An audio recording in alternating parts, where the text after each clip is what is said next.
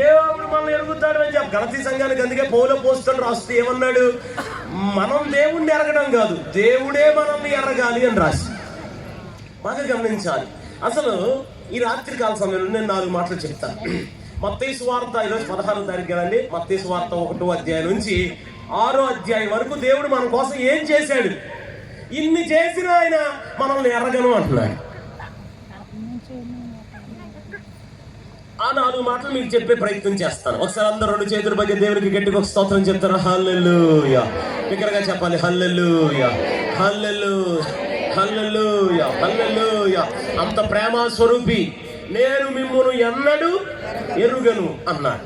Right. ఈ రాత్రి కొన్ని మాటలు మీతో ప్రస్తావించే ప్రయత్నం చేస్తాం. యేసయ్య 3.5 సంవత్సరాలు భూమి మీద పరిచర్య చేసిన కాలం.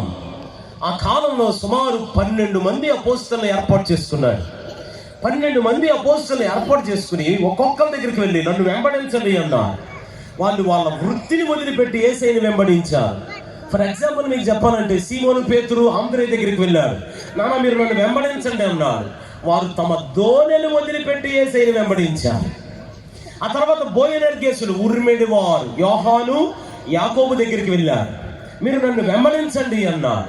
వారైతే వారి దోణెను వారి యొక్క తండ్రిని వదిలిపెట్టి యేసయ్యని వెంబడించారని లేఖనాలు చెప్పారు. అలా ప్రతి ఒక్కరూ యేసయ్యని వెంబడిస్తున్న కాలంలో ఇందాక దైవజనం చెప్పినట్లుగా మత్తయి గురించి మాట్లాడుతూ, మత్తయి ఒక ట్యాక్స్ కలెక్టర్. ఆయన వృత్తి డబ్బులు వసూలు చేసే వృత్తి, సొంకపు గుత్తదారుడు. ఆయన దగ్గరికి వెళ్ళి దేవుడు ఏమన్నాడంటే, నాన్న నువ్వు నన్ను వెంబడించు అన్నాడు. వెంబడించు అనగానే సుంకరి అయిన మత్తయి కూడా యేసయ్యని వెంబడించాడు. తన వృత్తిని వదిలి వెంబడించాడు. కానీ వచ్చేటప్పుడు పెన్ను పేపర్ తెచ్చేసుకున్నాడు యేసయ్య వెనక. కొంతమందికి ఏంటంటే వాళ్ళ ప్రొఫెషన్ మీద ప్రేమ పోదు. ఇప్పుడు ఫర్ ఎగ్జాంపుల్ మనం పిల్లల్ని తిట్టాలనుకునే కర్రీపోద్ది అంటాం. అదే డ్రైవింగ్ ప్రొఫెషన్లో ఉన్న వాళ్ళు పిల్లల్ని తిట్టాలంటే ఏమంటారు తెలుసా? Gear rod ఇరిగిపోద్ది.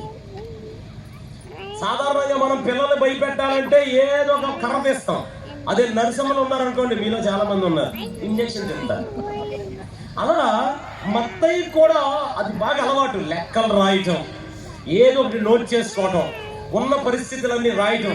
అందుకే మత్తయి సువార్తను ముందు పెట్టారు.